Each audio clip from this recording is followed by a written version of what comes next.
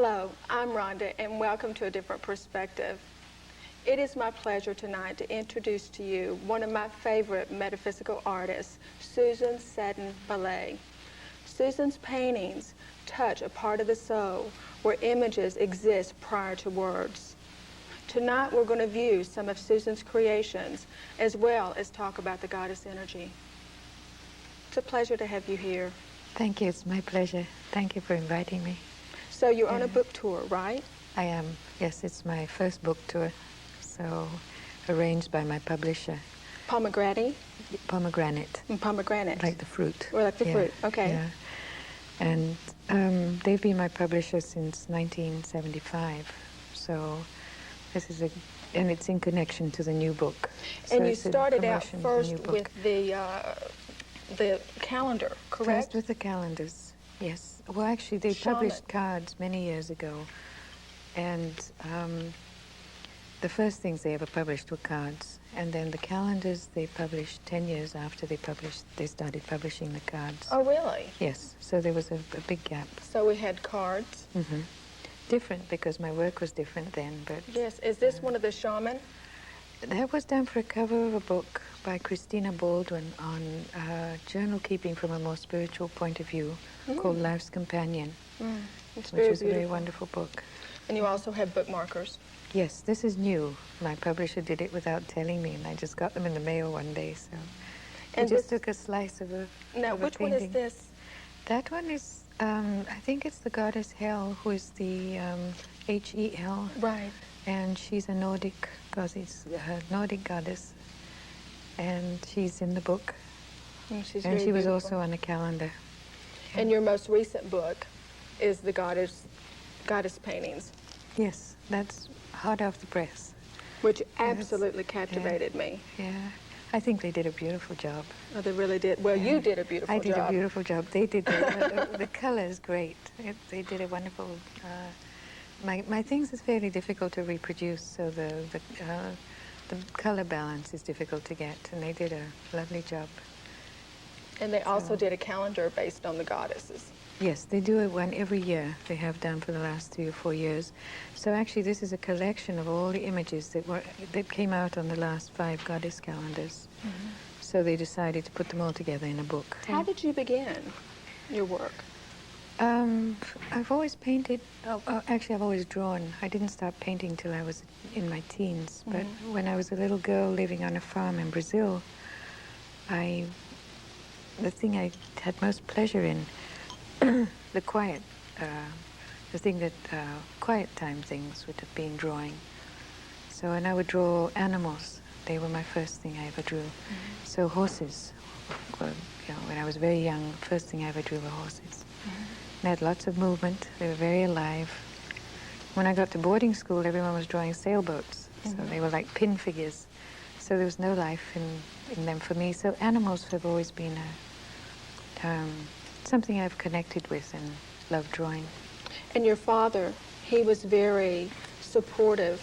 He was. He couldn't draw. Mm-hmm. But for some reason, he was very proud of me being able to do it, so he always supported that. Maybe it was a wish of his to do it, I don't know, but he would always say he couldn't draw a straight line, but he was the one who ordered the first book on how to draw animals for me when I was about 6, I think, or early on. And in those days, because things were very difficult and we lived in the interior of Brazil, books were not available, so we had to order it either from England or the States. So it was a great gift to receive a book. And did he not also provide you with a wonderful, rich fantasy life, providing you with folk tales and that type of thing? Yes, we were always read stories. So we not only got them from him, but we also got them from just living in Brazil. Everything is infused with myth and story so they came at me from all sides. And I think it's the thing that captivated me the most and probably inspired a lot of what I do. So in Brazil, they talk more about myths and archetypes than they do here in the U.S. It's just part of everyday life. It is. Everything has a story. Yeah. That's beautiful. Yeah.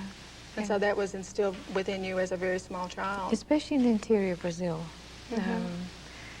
where, if And some of them are used in interesting ways, like if you don't sleep, then this particular kind of monster will come and get you. So stories will be part of the way you just deal with everyday life too. So those, and at the bottom of the garden we had a very dark, lots of big old trees, and it was very dark there, so these stories really came alive. And, you know, and they literally were inhabited by all of these stories that were told to us. So, and those mixed in with ordinary reality too, because, you know, there's a story of someone being murdered there, and that her ghost would wander up and down by the water wheel. Mm-hmm. And so that would also tie in with the sort of more fantastic stories. So, but that was, you just went in and out of ordinary reality. It was just, you know, as real as... Well, what is ordinary reality? That's right. You know, I mean, to me, it's hard to differentiate between myth, archetypes, and ordinary reality. I imagine in the South you must have some of that too. A little, but not a lot, no. I wish we had more. I hunger for it. Yeah. I mean, when I was reading your book, I was just in absolute awe. Some of the stories I have actually not even heard of. Yeah. We really haven't. Well, I think stories are really making a big comeback now. They're using them in business and in hospitals and in teaching. So this is a time where stories are beginning to really emerge again and being used for healing. So... What kind of formal training have you had? I didn't have very much formal training. I was educated in Brazil and in Switzerland. And the training that I had was mostly connected to what was available in the schools. And then I had some training with private teachers. I did some commercial art at the beginning, and then I worked with an Italian sculptor who was very inspirational. He was this wild man with white hair, and big, fierce man, and he would do these delicate little nymphs, you know, and he was very Italian. He had a real admiration for beauty, so that that's what he would create. He was creating his own goddess in a way, his own soul, but it was very delicate, which was very interesting to me always. So he was a great inspiration to me, and I was very much in awe of him. And you were also taught by Monsieur Monet? Which was just a teacher at school in Switzerland. And okay, any relation to the... I don't know, I never asked. Oh, I can't believe you didn't ask. At 15, I didn't think of asking. Because he is also one of my favorite artists, Monet. Just love his work. Yeah, I definitely would have asked that question. Who knows, maybe he was related somewhere. Yeah. But he was this very interesting man. He used to live with his sister in a very typical Swiss house. Very clean and proper and beeswaxed, and you would go in and you go up into the attic, and he was in the attic, and you get there and it was this just total chaos, and paintings and canvases everywhere, and he was wonderful. He just loved what he did, and he pretty much nurtured us in whatever we did. And from him I learned how to oil paint. What a beautiful teacher. So he was wonderful. He always used to clean his paintbrush under his arm. And so he had this great big patch of color in his coat. Oh, really? So it was his habit. You know, the funny things you remember. I know. Well, we're going to take a break. Good. Thanks. We'll be back in 1 minute. Thank you. Welcome back to A Different Perspective. We're talking with Susan Seddon Boulet about her artwork and the goddess energy. Susan, to me, archetypes are personified metaphors that are more easily described than they are put into verbiage. To me, this is what your paintings represent. I look at your paintings and I feel something more than I can truly intellectualize it. Do you have other people tell you the same thing, or is this an experience you have? Well, it's interesting that you mentioned that, because I didn't understand what archetypes meant. I didn't know anything about Jungian psychology.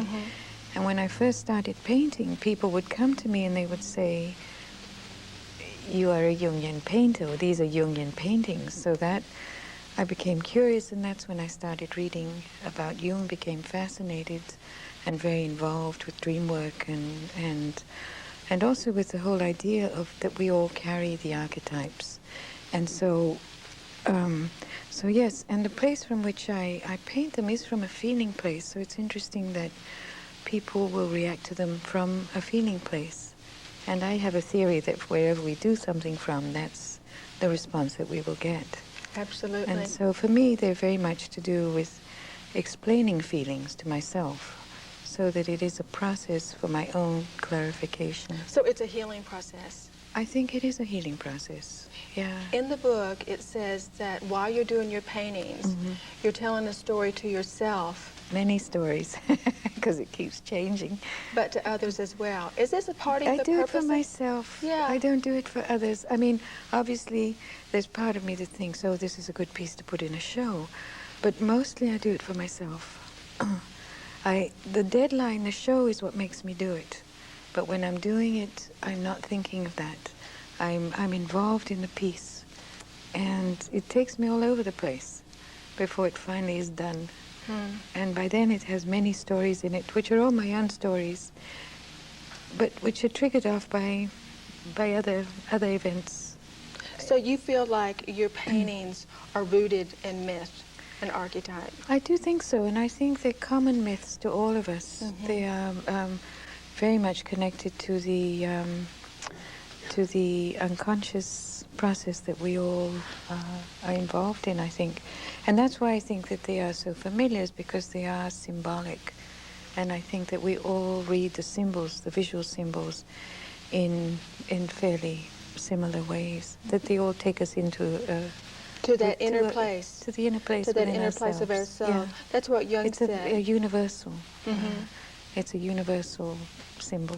So do you think archetypes are universal? I do. And that's why the same story will pop up in different cultures all over the world. Yes, yeah. And that's for me, a very good explanation. And I think that that's why the appeal is, in all art, is that we react to something that we recognize, but it's not perhaps something we've ever seen before. So. Well, you know Joseph Campbell. I'm sure you know his work. Yeah. He said there were 4 functions to a myth. One was to awe and inspire you. Number 2 was to show the order of the universe. Number 3 was to support and validate social order. And the 4th was as a teaching function to a more spiritual way. Very interesting. And to me, that's what myths are, and your paintings. Yes, I think they're very closely connected, myth and painting. Absolutely. They're just a different aspect of storytelling. Well, why don't we talk about one of your paintings? And this was one of your first, I believe.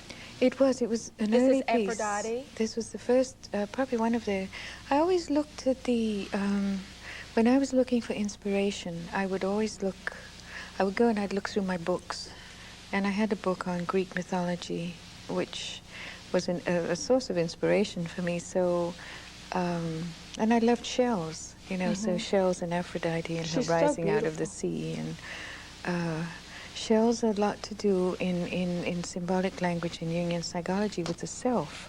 So this possibly could be seen as the emergence of the self, or the first experience of beauty, or beginning to recognize something within myself that I hadn't tapped into before, because this is a real emerging piece.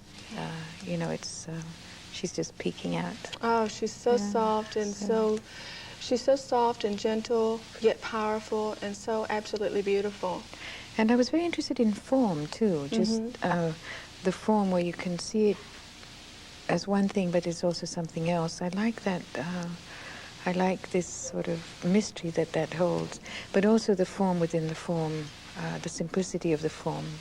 Yeah, this is one of your more simplistic pieces, I believe. So that the form becomes the thing that pulls you in, and you can see it from across a room. Often my pieces you can't. You have to look at very close up. So what did Aphrodite, creating this piece, how did it change you? It's too long ago to remember, but possibly in thinking about it and in looking at it now, I don't you know, I forget how I did it because it was, what, 15 years ago. But if I look at it now and I look at what it contains, then I would say that it was something to do with my understanding of myself, being that the shell was to do with self and Aphrodite with beauty. So it was something to do with the emergence of inner beauty, or perhaps my creative, and my creative connected to beauty. Well, there's another picture over here. Let's look at. Yeah. It's another. This is a much later piece, and Much more detail.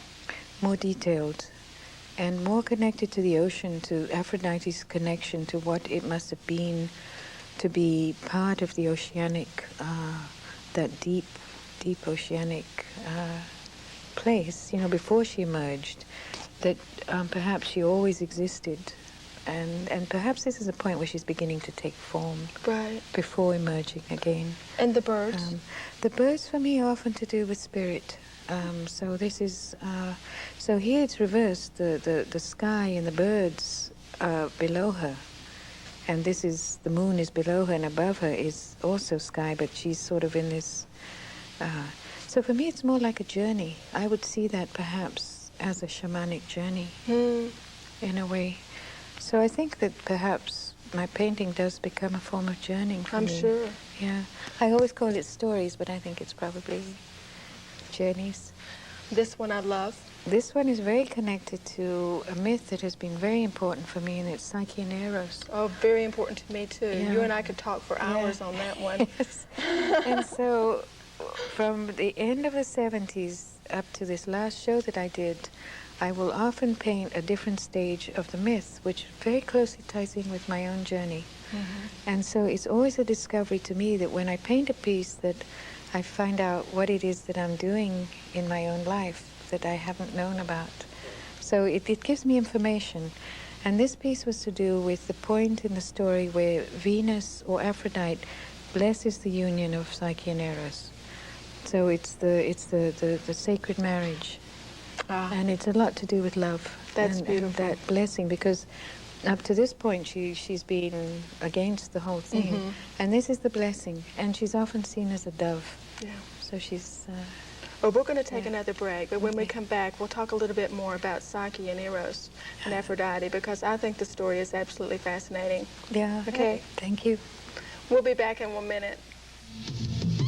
Different perspective. We're talking with Susan about her paintings, and right now we're talking about Psyche and Eros, which was a part of the Aphrodite story. To me, Aphrodite was a teacher, not was, is. She is a teacher of maturing love. Yeah. You know, and that's to me what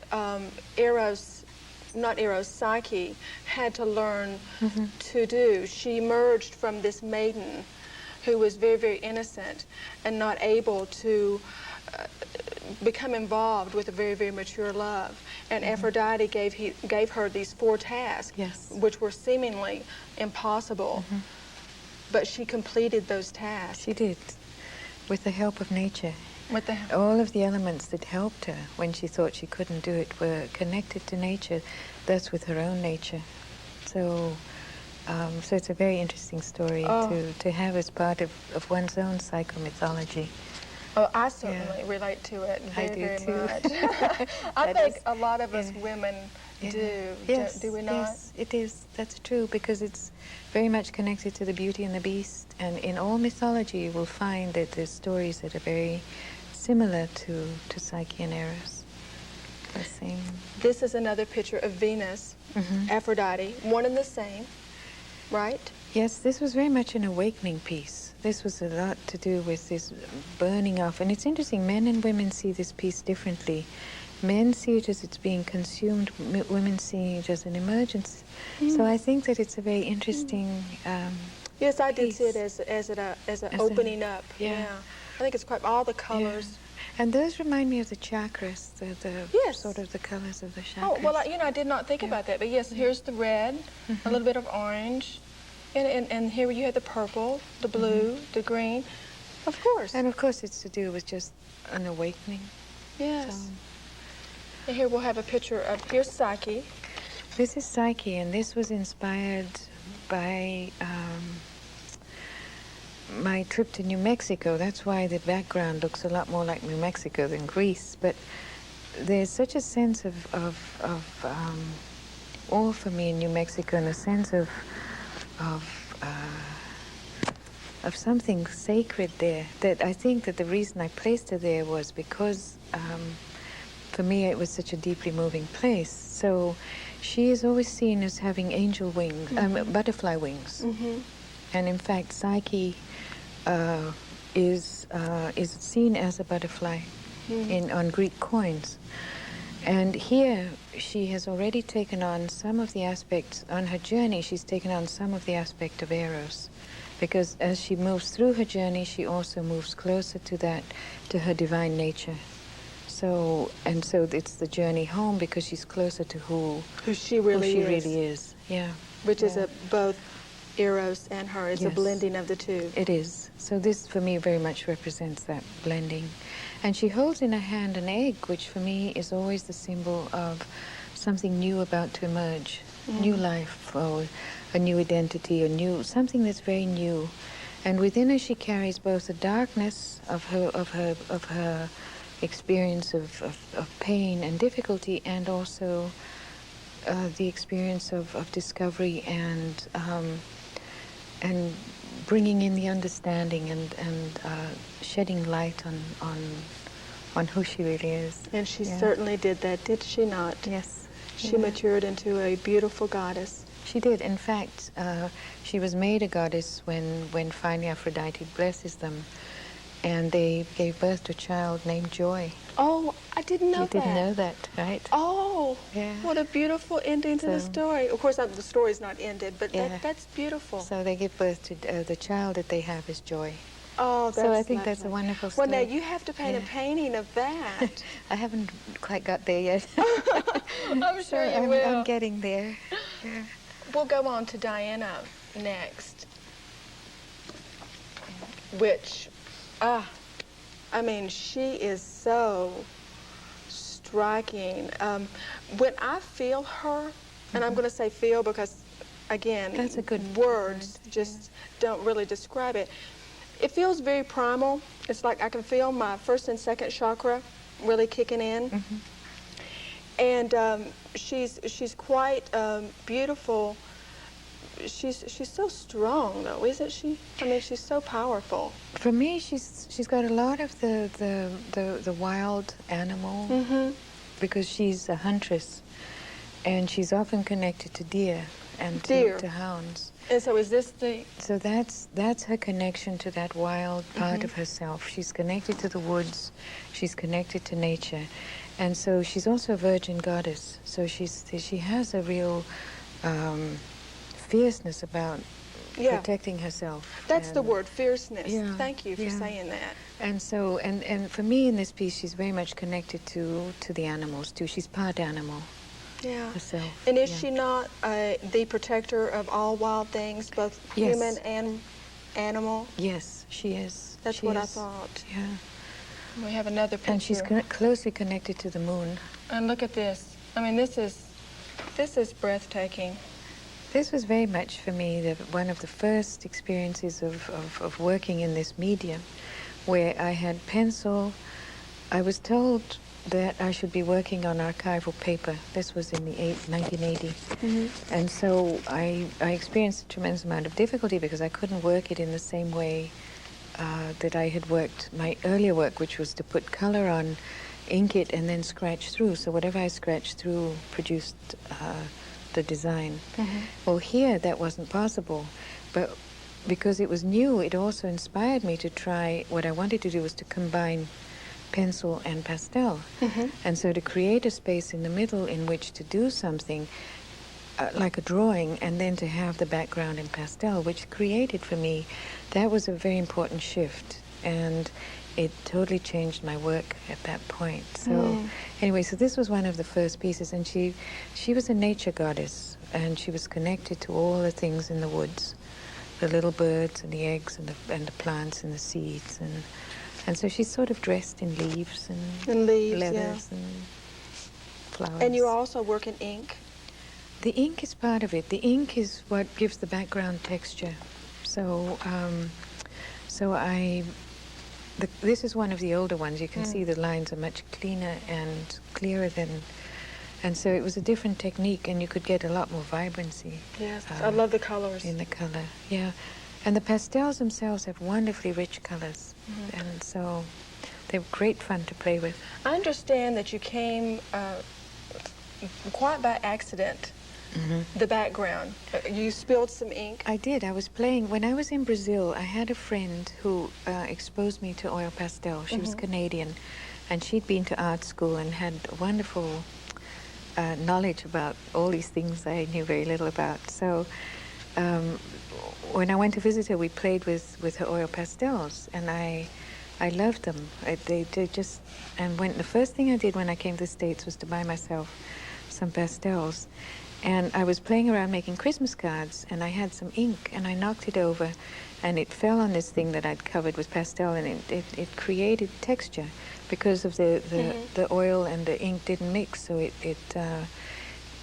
so I got the resist technique, which was wonderful, and so I started doing that. And so isn't that interesting? And you it was a way of just blending all the colors. They sort of married the colors together. And then when you scratch through, you would get these brilliant colors that had actually soaked into the paper. So all the lines really have been embedded in the paper. So that's great fun. It's like when in first grade or second grade you're given crayons and you put colors underneath and you put black on top and then you scrape through. Right. It was a very similar thing. Yeah. Well, it's just beautiful. So, well, we're going to take another break. good. Thank you. We'll be back in 1 minute. Thank you. Welcome back to A Different Perspective. We're talking with Susan Boulet about her creations.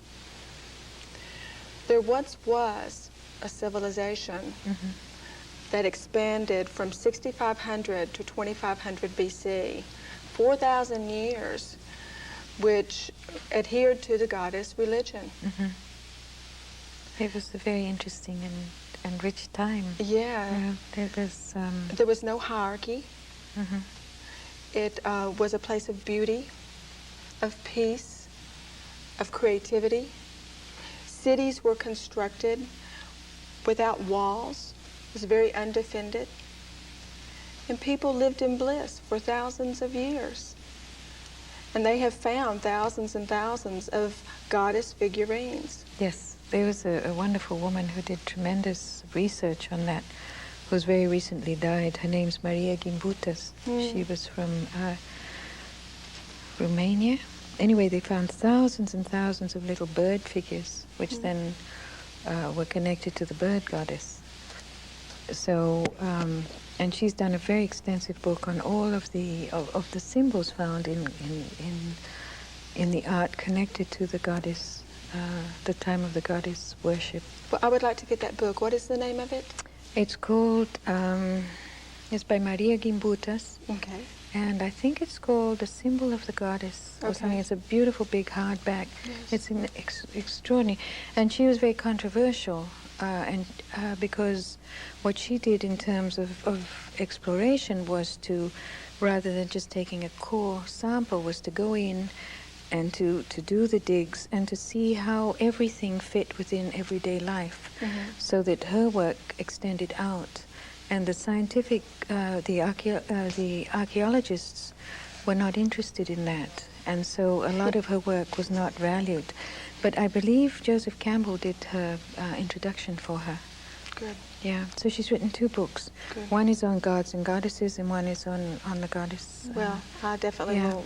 I'll get the correct name for you. Okay, thank you. I have it at home. Thank you. So. What do you think happened to this period? Well, I think like all civilizations, that as we change and as conditions change, as places become more populated, as you move out perhaps into agrarian societies where people are not just living in connection with nature, they're beginning to desire to have things, so then perhaps that sets up slightly different. And I think perhaps a lot of it is to do with the evolution of humanity. also, you know, that was a period in which we lived very close to nature, and as we developed our minds, perhaps, we then became estranged more from our own natures and from nature itself. Well, in the text of the goddess paintings, I believe Michael, what is Michael's last name? Babcock. Babcock. Yeah. He wrote that there was a fierce nomadic, male-centered tribe culture that came in Yes. and gradually took over this goddess civilization. And it was this was a gradual process, and it was pretty much cemented when Christianity and Muslim came in with the all-male one God. Yes. Yes. And so... and so that the goddess that's where we are was now. discounted. I think we're moving back, though. I think we're opening into a much broader perspective right now. Well, I think we're seeing that this all-male dominated society is not working for us.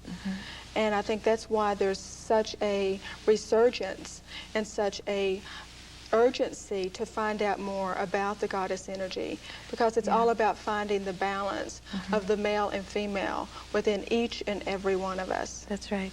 Because and I really believe that. I do too. And I think that it's very much to do with that aspect in all nature, the feminine or the receptive or the creative aspect in all of us. The feminine is about relationship. It's about nurturing. It's about nature. It's about being. It's about the diffused mind. Whereas the male is about culture, the focused mind, logic. So to me, it's quite apparent that we need both. We do need both. We do. I really think that that for me, everything is to do with balance. Yes. So to bring the world into balance is to bring out the feminine, which has been buried. Yes. And so we bring her back to bring everything into balance. That's what the goddess energy is all about. It's For not me, to it me. is. To me, it's not about, oh well, let's bring back the goddess energy and do away with the God. To me, it's God, goddess, all that is. Yes. A balance. And that we must recognize them within ourselves first, before we can actually bring it out and bring it into balance. I really believe that the balance has to start within our own natures. Yeah. So. Feminine energy is transformational. I mean, women transform blood into life. Yeah. We birth children. We give milk to our children. Yes. I mean, so it's a very, very important aspect of divinity. And to become honored again, you know, with in our culture we saw it as less rather than as a very important part of the whole. So. And the feminine also is nature. I mean, that's why we call Earth Mother Earth. Which is a wonderful idea. That Earth is our mother, which then, of course, would say to me that I must learn respect for Earth as well. You know, so, and that is something that we're all doing at this time as well. I think so too. Yeah. Well, I'm real excited about the reemergence of the goddess energy, because to me it just feels like what needs to be done to bring us more into balance for a peaceful society. Yes. Yeah, I agree. Thank you. Let's talk a little bit about Ishtar. This piece, which was called Ishtar, Ishtar goes. There's a part of her story where she must go into the underworld and she dies. She's very closely connected to the moon. To the moon? To the moon, yeah. So the 3 days that she disappears, that the moon is the dark of the moon, is I think the time where Ishtar goes through. I think she's killed. I can't remember exactly how the myth goes. In the underworld, she goes to look for her lover, whose name is, I think it's Tammuz. Tammuz. Is it Tammuz? I don't know. I should have read the myth before talking about it. Anyway, so there's a point where, and this is the part where after she has been in that dark place where she is beginning to re-emerge, and the re-emergence after we have been in a dark, transformative place is always to do with a new perspective. We come back with information that we didn't have before. So in this piece, she's actually very she's very shy. It's like the emergence out of a cocoon, or like shedding snake skins, or and the light that's in the heart is still covered. She's still protecting that very carefully. But it's very much an emergence piece for me. So it's after that dark journey into the descent, what is called the descent of the goddess.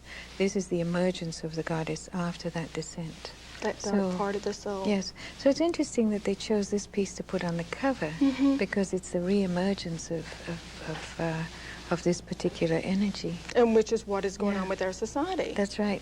That's why I think it's so interesting. Again, my publisher's done this without knowing.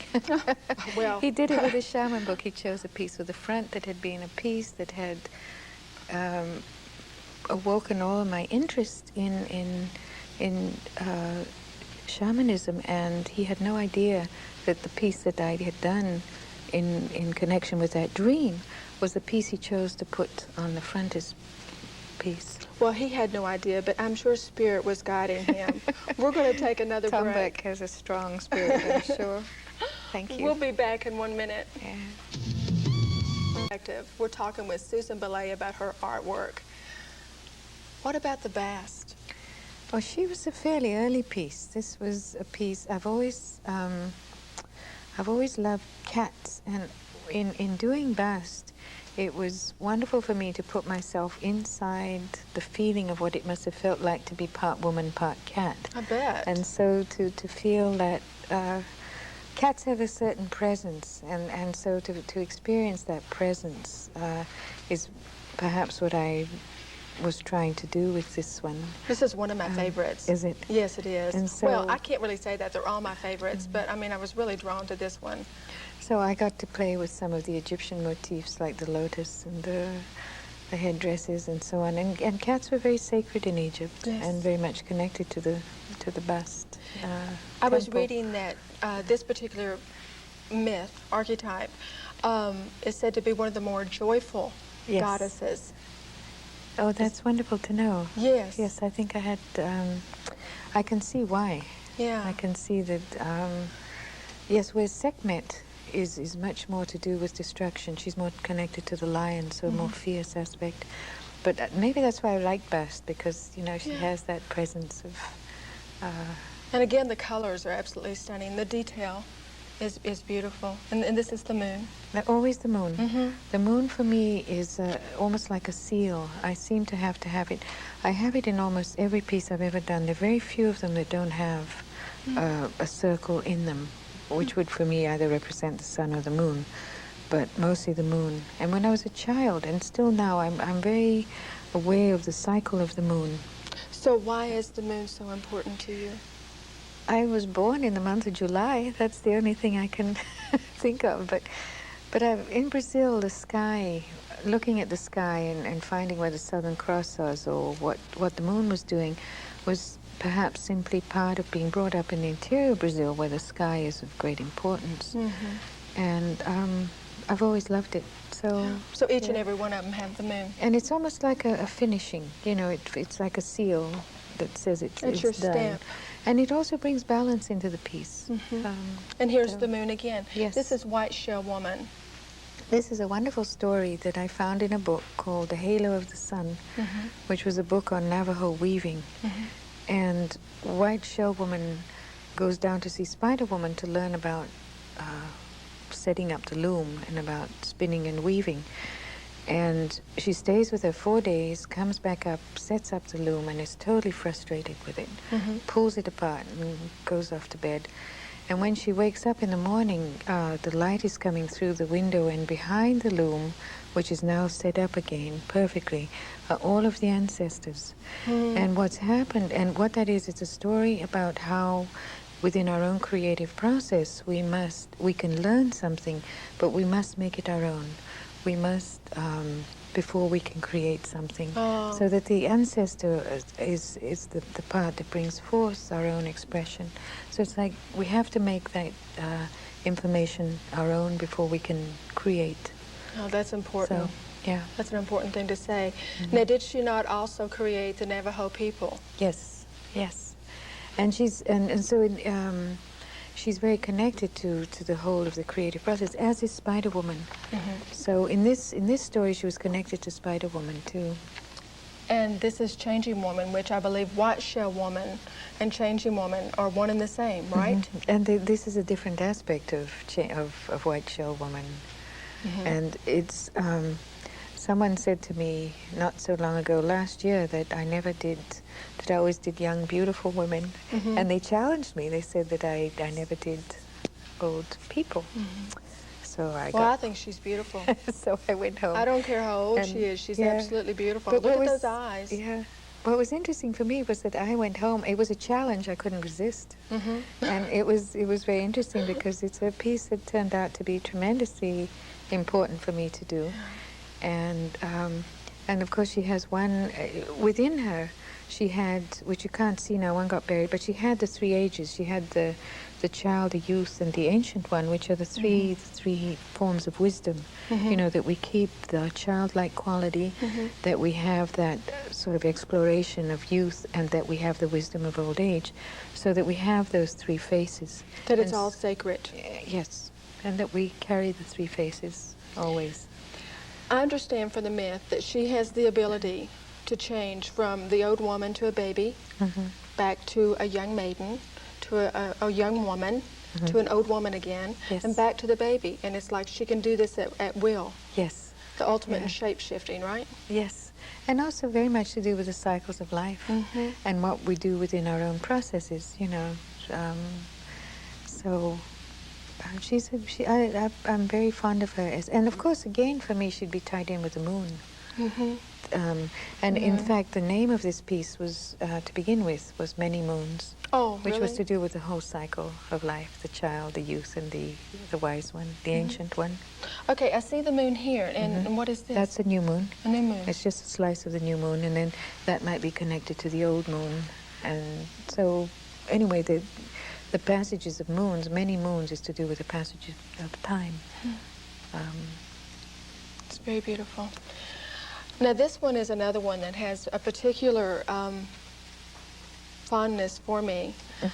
I received your book in the mail, and then two days later, I was looking through the TV guide, and the movie Guinevere was being played on Lifetime Channel. You've got to see it. Is it good? Oh, God. It was just absolutely wonderful. I cried the whole time. Oh, dear. This movie, to me, represented just the strength and gracefulness and femininity of a goddess.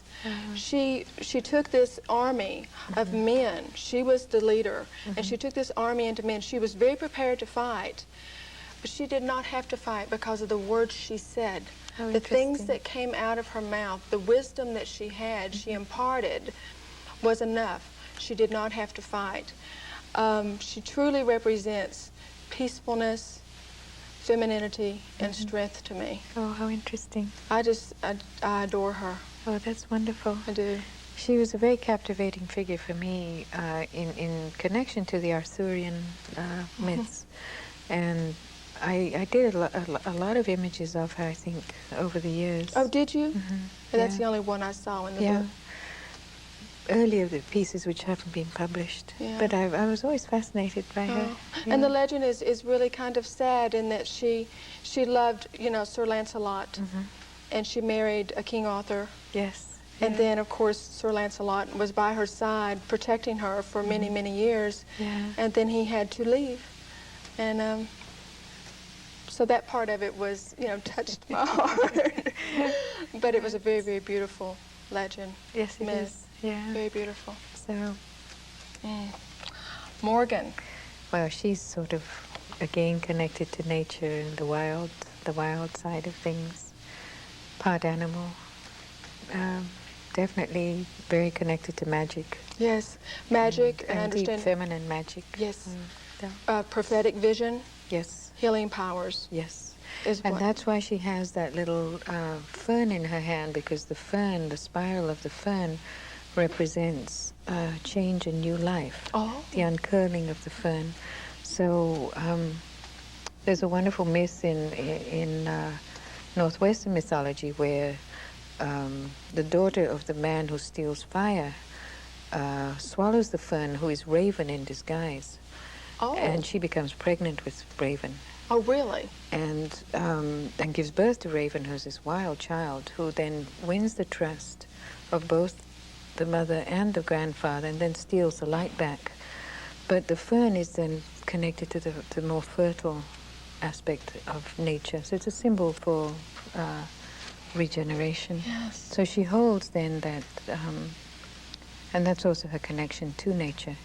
And so the all renewal this of all detail, life. Is that a bird? What is? That for me would represent texture. It could be bark, it could be feathers, it could be old leaves, like leaves at the end of winter.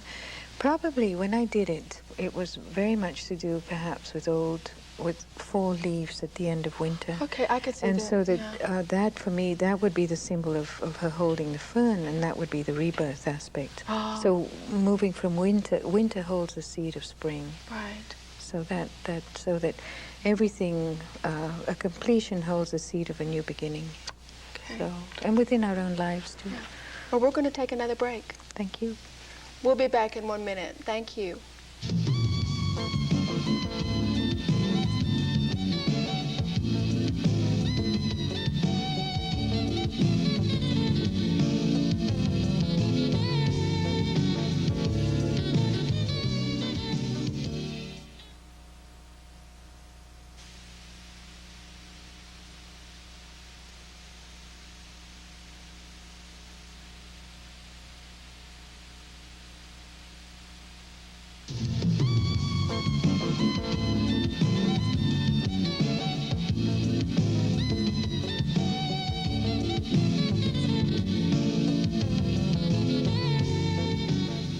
Welcome back to Different Perspective. We're talking with Susan about her creations.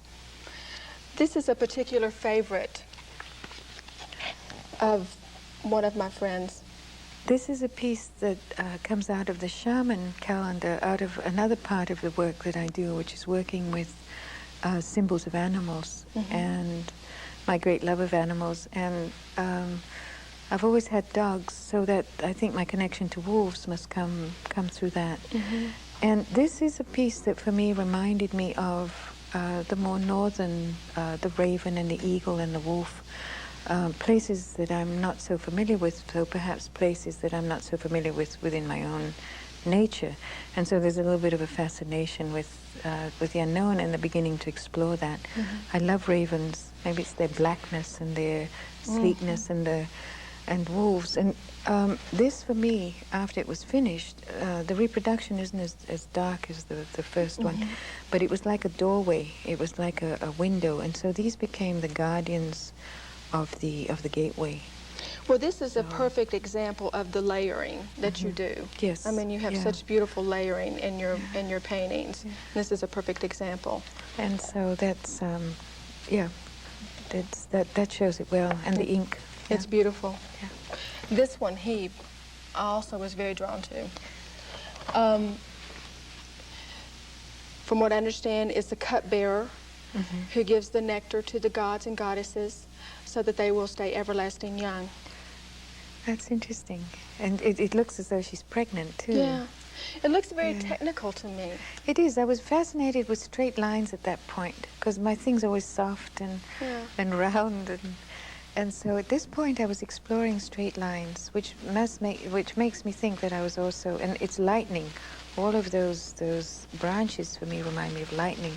So I think it was a time in my life where I was very much exploring my own dynamic nature. You know, the people in the world who could take care of a little bit better business, or things that my husband had always done for me. So this, I think, was that first emergence into my own exploration of that aspect. Often I'll draw something before I will incorporate it. So and also I was fascinated with some of the science fiction figures. So for me, there's an element of science fiction, but she also looks pregnant. You know, yes, there's she does. There's a sort of a carrying of a new life, new consciousness, perhaps. Yeah. There have been many turning points in your career, but three that I picked up on while reading the book was after the birth of your child, after the death of your husband, and after the cancer that you survived successfully. Yeah. You want to talk to us a little bit about that? There have been very important turning points in my life, and every one of them has brought a change in my work. It's been, and so the work became the vehicle for my being able to understand what was happening to me in a way that made sense, but also to use it to grow from and to have some way to put it so that I could understand it. And the way in which I can do that is by understanding it on a mythic level. So to attach a story or an image to it allows me then to deal with it. I believe Persephone was the one that came up for you after your illness. Yes, and that it was very much like going into the, it was again to do with the descent of the goddess to go into the underworld, because Persephone is the wife of the god of the underworld. She's Pluto's wife and Hades' wife. She was abducted and taken She was abducted, so she lives 6 months in the underworld and 6 months. So she's spring. When she comes back, she represents the spring. But so it was very much going into my own ground, and I think that when one is finally in touch with one's mortality, that something happens to what we do with our lives, with the work that we do. There's a different aspect to it that hasn't been there before, which I think lends it strength and different depth. So it acted as a catalyst for you? It did very much, and certainly provided an opportunity to explore things in myself I'd never explored before, because none of us want to deal with death, you know.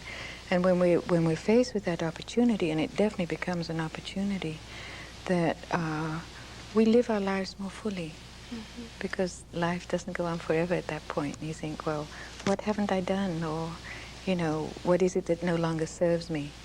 And so it's a very important catalyst, at least in my life. So. Well, let's deal with one more before we're going to have to close. The High Priestess. Well, she was much to do with mystery for me, and also the unknown, because she holds in her hand, she was connected to the High Priestess in the Tarot, and she holds in her hand the Torah, which is, you know, as you unroll the Torah, all you know of your life is just that part that is unraveling or unrolling. And so this piece holds for me a lot of mystery of both of what we don't know, but the mystery within our own natures. And so the fact that her eyes are veiled represents for me that the looking inward is where the mystery is accessible, where we can access the mystery within our own natures. And this is representative of Kuan Yin and Isis. Beauty, balance, creativity, and intuition. Yes, and I think our creative is very strongly connected to the mystery. And we can understand aspects of ourselves and of the unknown through our own creative process. Well, I wish you a lot of luck on that. And thank you. A lot of luck on your future paintings, which I know you don't need the luck, but... Oh, we all need the luck. Thank you so much for being here. I've enjoyed you very much. Thanks, Rhonda. And I really enjoy your work. It really does touch my soul. Thank you. Thanks for having me on. Thank you. I want to thank you all for joining us tonight. And I want to salute the God Goddess, all that is, in each and every one of you. Good night.